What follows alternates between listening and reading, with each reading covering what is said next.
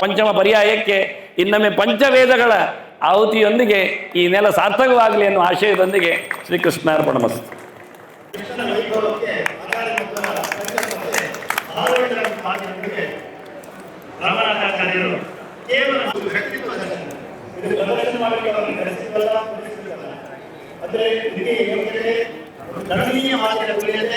ವಿಶ್ವಗುರುವಾಗಿ ನಮ್ಮ ಪರ್ಯಾಯ ಪೂಜ್ಯರು ಏರ್ಪಡಿಸಿದಾಗ ರಾಮನಾಥಾಚಾರ್ಯ ನಿರ್ದೇಶನ ಸ್ವೀಕರಿಸಿ ಅಂತೇಳಿ ಆಜ್ಞೆಯನ್ನು ಮಾಡಿದ್ದಾರೆ. ಹಾಗೆ ಇವತ್ತು ಬೆಳಗ್ಗೆ ಸೂರ್ಯ ಉದಯ ನಂತರವೇ ಪಂಚಗವ್ಯ ಪ್ರಾಶನದೊಂದಿಗೆ ಅಗ್ನಿಯ ಪ್ರತಿಷ್ಠೆಯನ್ನು ಕೂಡ ನಡೆಸಿದ್ದೇವೆ. ಇದು ನಾವು ಮಾಡಿದ್ದೆಲ್ಲ ಗುರುಗಳ ಆಜ್ಞೆ ಮೇರೆಗೆ ದೇವರು ನಡೆಸಿಕೊಂಡಿದ್ದಾರೆ. ಅವರ ತತ್ವದ ನಿರ್ದೇಶನ ನಮ್ಮೆಲ್ಲರಿಗೂ ಇನ್ನು ಮುಂದಕ್ಕೂ ಸಿಗುವಂಥ ರೀತಿಗೆ ಅನುಗ್ರಹಕ್ಕೋಸ್ಕರಾಗಿ ಅವರಿಗೆ ಪುರೋಹಿತ ಸಂಘದ ಪರವಾಗಿ ಕೃತಜ್ಞತೆಯನ್ನು ತಿಳಿಸುತ್ತಾ ಗುರುಗಳ ಮಾತಿಗೆ ಪಾಂಡುಮುಖ್ಯ ಯತ್ಸೇವೆಯ ಗುಣಗಣಾಢ್ಯಮಪತ್ಯಮಾಪು ತಂ ಪೂರ್ಣ ಸದ್ಗುಣತನುಂ ಕರುಣಾಮೃತಾಬ್ಧಿಂ ನಾರಾಯಣಂ ಕುಲಪತಿಂ ಶರಣಂ ವ್ರಜೇಮ.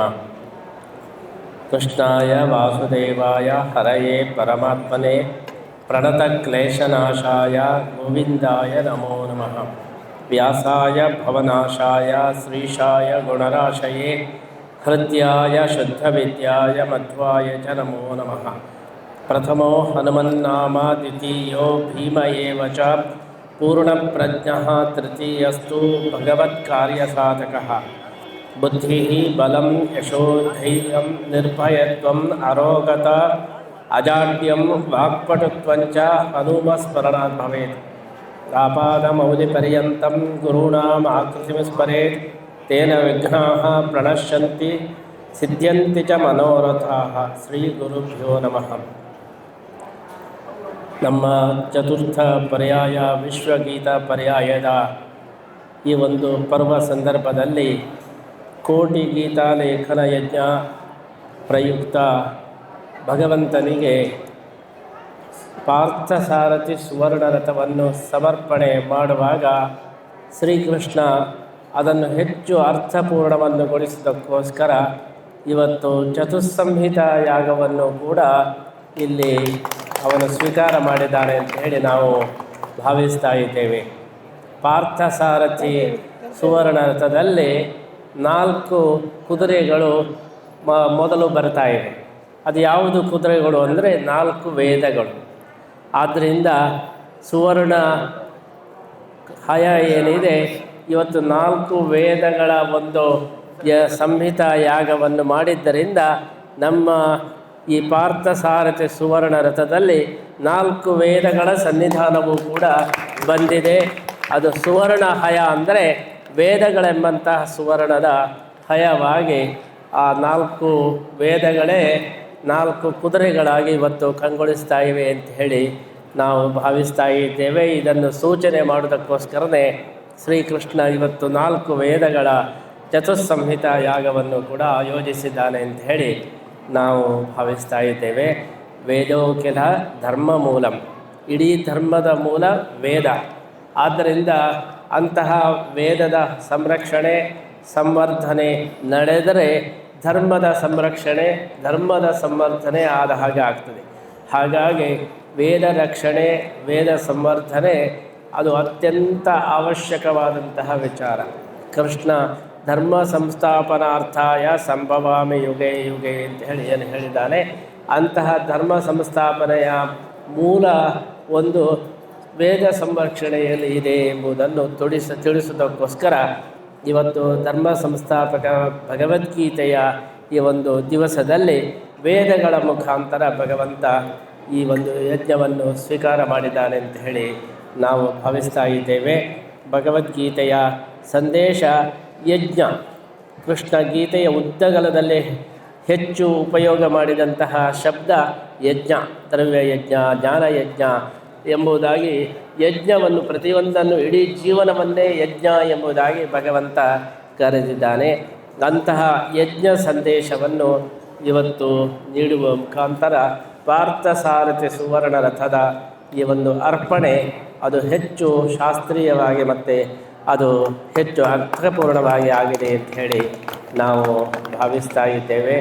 ಅಂತಹ ಚತುಸ್ಸಂಹಿತ ಯಾಗ ಏನು ನಡೆದಿದೆ, ಚತುಸ್ಸಂಹಿತ ಅಲ್ಲ, ಪಂಚಸಂಹಿತಾ ಯಾಗ. ಯಾಕೆಂದರೆ ಭಗವದ್ಗೀತೆಯು ಕೂಡ ಅದು ವೇದದ ಸಾರ, ಅದು ಪಂಚಮ ವೇದದ ಸಾರ. ಆದ್ದರಿಂದ ಭಾರತ ಎಂಬುದು ಪಂಚಮ ವೇದ. ಆ ಪಂಚಮ ವೇದದ ಸಾರಭೂತವಾದಂತಹ ಭಗವದ್ಗೀತೆಯ ಇವತ್ತು ಅರ್ಪಣೆಯು ನಡೀತಾ ಇದ್ದರಿಂದ ಈ ಪರಿಪೂರ್ಣವಾದಂತಹ ಒಂದು ಐತಿಹಾಸಿಕವಾದಂತಹ ಒಂದು ಇವತ್ತು ಕಾರ್ಯ ನಡೆದಿದೆ ಅಂತ ಹೇಳಿ ನಾವು ಭಾವಿಸ್ತಾ ಇದ್ದೇವೆ. ನಾವು ತಿಳಿದಂತೆ ಇಷ್ಟರ ತನಕ 4 ವೇದಗಳ ಒಂದು ಯಾಗ ಒಂದೇ ಸಮಯದಲ್ಲಿ ನಡೆದದ್ದು ನಾವು ಎಲ್ಲಿಯೂ ಕೇಳಲಿಲ್ಲ. ಇವತ್ತು ಕೃಷ್ಣನ ಸನ್ನಿಧಾನದಲ್ಲಿ ಗೀತೆಯ ಜೊತೆಗೆ 5 ವೇದಗಳ ಈ ಒಂದು ಯಜ್ಞ ನಡೆದದ್ದು ನಮ್ಮ ಒಂದು ಪರ್ಯಾಯಕ್ಕೆ ಒಂದು ವಿಶೇಷವಾದಂತಹ ಕಳೆಯನ್ನು ಮೆರುಗನ್ನು ಕೊಟ್ಟಿದೆ ಅಂತ ಹೇಳಿ ನಾವು ಭಾವಿಸ್ತಾ ಇದ್ದೇವೆ. ನಮ್ಮ ಪುರೋಹಿತರ ಸಂಘದ ವತಿಯಿಂದ ಪುರೋಹಿತರು ಇದು ಅತ್ಯಂತ ಅರ್ಥಪೂರ್ಣವಾದಂಥ ವಾರ್ಷಿಕೋತ್ಸವವನ್ನು ಅವರು ಆಚರಿಸ್ತಾ ಇದ್ದಾರೆ ಅಂತ ಹೇಳಿ ನಾವು ಭಾವಿಸ್ತಾ ಇದ್ದೇವೆ. ಪುರೋಹಿತರು ಯಾವಾಗಲೂ ಸ್ವಕರ್ಮಣ ತಮಭ್ಯರ್ಚ್ಯ ಸಿದ್ಧಿಂ ವಿಂದತಿ ಮಾನವ ಅಂತ ಹೇಳಿ ಪ್ರತಿಯೊಬ್ಬರೂ ಕೂಡ ತಮ್ಮ ತಮ್ಮ ಸ್ವೇ ಕರ್ಮಣ್ಯಪಿರತಃ ಸಂಸಿದ್ಧಿಂ ಲಭತೆ ನರಃ. ತಮ್ಮ ಒಂದು ಧರ್ಮದ ಮುಖಾಂತರ ಕರ್ಮದ ಮುಖಾಂತರ ಭಗವಂತನ ಅರ್ಚನೆ ಮಾಡಬೇಕು. ಪುರೋಹಿತರು ಸ್ವಕರ್ಮಣ ತಮ್ಮ ಯಜ್ಞಯಾಗಾದಿಗಳ ಮುಖಾಂತರ ಇವತ್ತು ಭಗವಂತನ ಆರಾಧನೆಯನ್ನು ಮಾಡಿದ್ದಾರೆ. ಹಾಗಾಗಿ ನಮ್ಮ ಪುರೋಹಿತ ಸಂಘವು ಅದು ಹೆಚ್ಚು ಅರ್ಥಪೂರ್ಣವಾದಂತಹ ಒಂದು ಶ್ರೇಷ್ಠವಾದಂತಹ ಒಂದು ಸಂಘ ಎಂಬುದಾಗಿ ನಾವು ಬಹಳ ಅಭಿಮಾನದಿಂದ ಈ ಸಂದರ್ಭದಲ್ಲಿ ಹೇಳ್ತಾ, ಯಾವೊಂದು ಪುರೋಹಿತರ ಸಂಘವು ಅದು ಶತಮಾನೋತ್ಸವವನ್ನು ಆಚರಿಸುವ ಹಾಗೆ ಎಂಬುದಾಗಿ ಸಂದರ್ಭದಲ್ಲಿ ನಾವು ಹಾರೈಸ್ತಾ ಇದ್ದೇವೆ. ಅಂತಹ ಒಂದು ಸಂಘದ ಮುಖಾಂತರ ವೇದ ರಕ್ಷಣೆ, ಬ್ರಾಹ್ಮಣ್ಯದ ರಕ್ಷಣೆ, ಬ್ರಾಹ್ಮಣರ ರಕ್ಷಣೆಯ ಕಾರ್ಯವು ಕೂಡ ವಿಶೇಷವಾಗಿ ನಡೆಯಬೇಕು. ಅದಕ್ಕೋಸ್ಕರ ಇವತ್ತು ಭಾಗವಹಿಸಿದ ಎಲ್ಲ ಪುರೋಹಿತರು ಕೂಡ ತಮ್ಮ ಮಕ್ಕಳಿಗೆ ಕೂಡ ವೇದಾಭ್ಯಾಸವನ್ನು ಮಾಡಿಸುವ ಒಂದು ದೀಕ್ಷೆಯನ್ನು ಪಡೆಯಬೇಕು. ನಾವು ಮಾತ್ರ ಹೋಮ ಯಜ್ಞವನ್ನು ಮಾಡುವುದಲ್ಲ, ನಮ್ಮ ಮಕ್ಕಳಿಗೂ ಕೂಡ 2 ವಿದ್ಯೆ ವೇದಿತವ್ಯ ಎಂಬುದಾಗಿ ವೈದಿಕ ಲೌಕಿಕ 2 ವಿದ್ಯೆಯನ್ನು ಕೊಡತಕ್ಕಂತಹ ದೀಕ್ಷೆಯನ್ನು ಇವತ್ತು ಎಲ್ಲ ಪುರೋಹಿತರು ಕೂಡ ಪಡೆದುಕೊಂಡರೆ ವೇದ ಸಂರಕ್ಷಣೆ, ಧರ್ಮ ಸಂರಕ್ಷಣೆ ಅದು ಸುಲಲಿತವಾಗಿ ನಡೆಯಲಿಕ್ಕೆ ಸಾಧ್ಯವಿದೆ. ಆ ದೃಷ್ಟಿಯಿಂದಲೇ ನಾವು ಈಗಾಗಲೇ ವೈದಿಕ ಲೌಕಿಕ ಶಿಕ್ಷಣ ಸಂಸ್ಥೆಯನ್ನು ಪಾಡಿಗಾರದಲ್ಲಿ ಪ್ರಾರಂಭ ಮಾಡಿದ್ದೇವೆ. ಬಾಲ್ಯದಲ್ಲೇ ಮಕ್ಕಳಿಗೆ ವೇದ, ಉಪನಿಷತ್ತುಗಳು, ಸಂಸ್ಕೃತ ಇದರ ತರಬೇತಿಯನ್ನು ಕೊಡಬೇಕು ಎಂಬ ಉದ್ದೇಶದಿಂದ ಪಾಡಿಗಾರನಲ್ಲಿ ಶ್ರೀಪುತ್ತಿಗೆ ಸುಗುಣ ಸ್ಕೂಲು ಅಂತ ಹೇಳಿ ಆಂಗ್ಲ ಮತ್ತು ಸಂಸ್ಕೃತ 2 ಭಾಷೆಯ ಮಾಧ್ಯಮದ ಈ ಒಂದು ಶಾಲೆಯನ್ನು ನಾವು ಈಗಾಗಲೇ ಪ್ರಾರಂಭಿಸಿದ್ದು. ಎಲ್ಲ ವೈದಿಕರು ಕೂಡ ತಮ್ಮ ಮಕ್ಕಳನ್ನು ಮೊಮ್ಮಕ್ಕಳನ್ನು ಆ ಒಂದು ಶಾಲೆಗೆ ಕಳುಹಿಸುವ ಮುಖಾಂತರ ವೇದ ಸಂರಕ್ಷಣೆ, ಧರ್ಮ ಸಂರಕ್ಷಣೆಯಲ್ಲಿ ಎಲ್ಲರೂ ಸಕ್ರಿಯವಾಗಬೇಕು ಅಂತ ಹೇಳಿ ಈ ಸಂದರ್ಭದಲ್ಲಿ ನಾವು ಹಾರೈಸ್ತಾ, ಇಂತಹ ಒಂದು ಪುರೋಹಿತ ಸಂಘಕ್ಕೆ ನಮ್ಮ ವಿಶೇಷವಾದಂತಹ ಅಭಿನಂದನೆಯನ್ನು ಎಲ್ಲ ಒಂದು ಪುರೋಹಿತರ ಒಂದು ಸಹಯೋಗದೊಂದಿಗೆ ನಮ್ಮಲ್ಲಿ ಒಂದು ಏಕತೆಯನ್ನು ಕೂಡ ತೋರಿಸುವ ಮುಖಾಂತರ ವೈದಿಕರಲ್ಲಿ ಒಂದು ಏಕತೆ ಇದೆ, ನಮ್ಮಲ್ಲಿ ಒಂದು ಸ್ವಧರ್ಮದ ಮುಖಾಂತರ ನಾವು ಏಕತೆಯನ್ನು ಸಾಧಿಸ್ತೇವೆ ಎಂಬುದನ್ನು ಈ ಸಂಘ ತೋರಿಸಿಕೊಟ್ಟಿದೆ.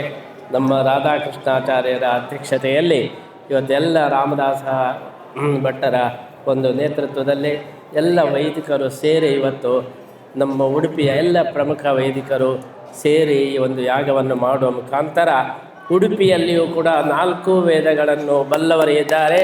ಅವರ ಒಂದು ವಿದ್ಯೆ ಇವತ್ತು ಉಡುಪಿ ಎಲ್ಲ ಜ್ಞಾನದ ಮೂಲವಾಗಿದೆ ಎಂಬುದನ್ನು ಕೂಡ ಈ ಮೂಲಕ ನೀವು ತೋರಿಸಿಕೊಟ್ಟಿದ್ದೀರಿ. ಅದಕ್ಕೋಸ್ಕರ ನಿಮಗೆ ವಿಶೇಷವಾದ ಅಭಿನಂದನೆಯನ್ನು ಕೂಡ ಈ ಸಂದರ್ಭದಲ್ಲಿ ನಾವು ಸಲ್ಲಿಸ್ತಾ, ಇವತ್ತು ಸಾಯಂಕಾಲ ಮಂತ್ರಾಲಯ ಸ್ವಾಮಿಗಳು ಬರ್ತಾ ಇದ್ದಾರೆ. ಈ ಮಂತ್ರಗಳ ಮುಖಾಂತರ ನೀವು ಚತುಸ್ಸಂಹಿತ ಯಾಗವನ್ನು ಮಾಡಿದ್ದಕ್ಕೆ ಮಂತ್ರಾಲಯದಿಂದಲೇ ಇವತ್ತು ಸ್ವಾಮಿಗಳು ಬಂದು ಆ ಒಂದು ಪಾರ್ಥ ಸಾರಥಿ ಸುವರ್ಣ ರಥವನ್ನು ಕೃಷ್ಣನಿಗೆ ಅರ್ಪಣೆ ಮಾಡ್ತಾ ಇದ್ದಾರೆ. ನಾಳೆಯ ದಿವಸ ಪ್ರಥಮ ಉತ್ಸವ ಅದಮಾರ ಮಠದ ಹಿರಿಯ ಶ್ರೀಗಳಾದ ಶ್ರೀ ವಿಶ್ವಪ್ರಿಯ ತೀರ್ಥ ಶ್ರೀಪಾದರಿಂದ ರಥದಲ್ಲಿ ಕೃಷ್ಣನ ಸ್ಥಾಪನೆಯ ಒಂದು ಉತ್ಸವವು ಕೂಡ ನಾಳೆ ದಿವಸ ಸಾಯಂಕಾಲ 6 ಗಂಟೆಗೆ ನಡೆಯಲಿಕ್ಕಿದೆ. ಉದ್ಘಾಟನಾ ಸಮಾರಂಭವೂ ಕೂಡ ನಡೆಯಲಿದೆ. ಎಲ್ಲ ವೈದಿಕರು ಕೂಡ ಈ ಒಂದು ಸಮಾರಂಭದಲ್ಲಿ ಭಾಗವಹಿಸಬೇಕು. ಕೃಷ್ಣನಿಗೆ ಸಮರ್ಪಿತವಾಗ್ತಾ ಇರತಕ್ಕಂತಹ ಸುವರ್ಣ ರಥದ ಪುಣ್ಯದಲ್ಲಿ ನೀವೆಲ್ಲರೂ ಕೂಡ ಭಾಗಿಗಳಾಗಬೇಕು. ಆ ಮೂಲಕ ಶ್ರೀಕೃಷ್ಣನ ವಿಶೇಷ ಅನುಗ್ರಹವನ್ನು ಕೂಡ ನೀವೆಲ್ಲರೂ ಕೂಡ ಪಡೆಯುವಂತಾಗಬೇಕು ಅಂತ ಹೇಳ್ತಾ, ನಮ್ಮ ಚತುರ್ಥ ಪರ್ಯಾಯದ ಮುಕ್ತಾಯದ ಹಂತದಲ್ಲಿ ಈ ಒಂದು ಯಜ್ಞದ ಮುಖಾಂತರ, ಯಜ್ಞ ಎಂಬುದು ಯಾವಾಗಲೂ ಕೂಡ ಸಮಾರೋಪದ ಸಂಕೇತ. ವಿಷ್ಣು ಸಹಸ್ರನಾಮದಲ್ಲಿಯೂ ಕೂಡ ಕೊನೆಗೆ ಯಜ್ಞದ ನಾಮ ಬಂದಿದೆ. ಹಾಗೆ ಮುಕ್ತಾಯದ ಹಂತದಲ್ಲಿ ಈ ಒಂದು ಬೃಹತ್ ಯಜ್ಞದ ಮುಖಾಂತರ ನಾವು ನಮ್ಮ ಇಡೀ ಪರ್ಯಾಯವನ್ನೇ ಒಂದು ಮಹಾಯಾಗ ಅಂತ ಹೇಳಿ ಪರಿಗಣಿಸಿ ಅದನ್ನು ಯಜ್ಞೇಶ್ವರನಾದಂತಹ ಶ್ರೀಕೃಷ್ಣನಿಗೆ ಅರ್ಪಿಸ್ತಾ, ಅದರ ಅನುಗ್ರಹ, ಕೃಷ್ಣನ ಅನುಗ್ರಹ ನಮಗೆಲ್ಲರಿಗೂ ಕೂಡ ಲಭಿಸುವಂತಾಗಲಿ ಅಂತ ಹೇಳಿ ಈ ಸಂದರ್ಭದಲ್ಲಿ ನಾವು ಹಾರೈಸ್ತಾ, ನಮ್ಮ ರಾಧಾಕೃಷ್ಣಾಚಾರ್ಯ ಹೇಳಿದಂತೆ 5ನೇ ಪರ್ಯಾಯದಲ್ಲಿ ಚತುಸ್ಸಂಹಿತಾ ಯಾಗದ ಜೊತೆಗೆ ಭಗವದ್ಗೀತಾ ಯಾಗವನ್ನು ಕೂಡ ಸೇರಿಸಬೇಕು. ಅವತ್ತೇ 700 ಶ್ಲೋಕಗಳ ಜೊತೆಗೆ ಕೃಷ್ಣನಿಗೆ ಅದು ಸಮರ್ಪಣೆ ಆಗಬೇಕು. ಹೀಗಾಗಿ ಪಂಚಸಂಹಿತಾ ಯಾಗ ನಮ್ಮ ಪಂಚಮ ಪರ್ಯಾಯದಲ್ಲಿ ನಡೆಯುವ ಹಾಗೆ ಆಗಲಿ ಅಂತ ಹೇಳಿ ಈ ಸಂದರ್ಭದಲ್ಲಿ ಹಾರೈಸಿದ ಮತ್ತೊಮ್ಮೆ ಎಲ್ಲರಿಗೂ ಕೂಡ ವೇದವ್ಯಾಸದೇವರ ಶ್ರೀಕೃಷ್ಣನ ಅನುಗ್ರಹ ಆಗಲಿ, ಶ್ರೀಮದ್ ಆಚಾರ್ಯರ ಅನುಗ್ರಹ ಆಗಲಿ ಅಂತ ಹೇಳಿ ಪ್ರಾರ್ಥನೆ ಮಾಡ್ತಾ ನಮ್ಮ ಮಾತನ್ನು ಮುಗಿಸ್ತಾ ಇದ್ದೀನಿ. ಹಯಗ್ರೀವ ಪದಾಶ್ರಯಾನ್ ಶ್ರೀ ಗುರುಭ್ಯೋ ನಮಃ. ನಮ್ಮ ಪರ್ಯಾಯದ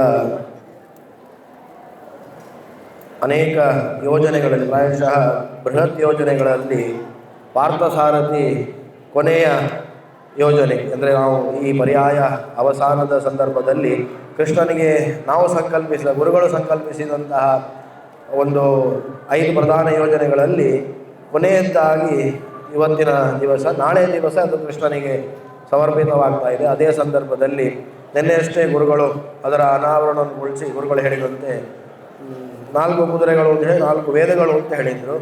ಮತ್ತು ಸಂಜೆ ನಾವು ಇಲ್ಲಿಗೆ ಬಂದಾಗ ಇಲ್ಲೆಲ್ಲ ವ್ಯವಸ್ಥೆಗಳನ್ನು ನೋಡಿದಾಗ 4 ಚತುಸ್ಸಂಹಿತಾ ಯಾಗ ಅಂತೇಳಿ ಹೇಳ್ತಾ ಇದ್ದಾರೆ. ಹೇಗೆ ಮಾಡ್ತಾರೆ?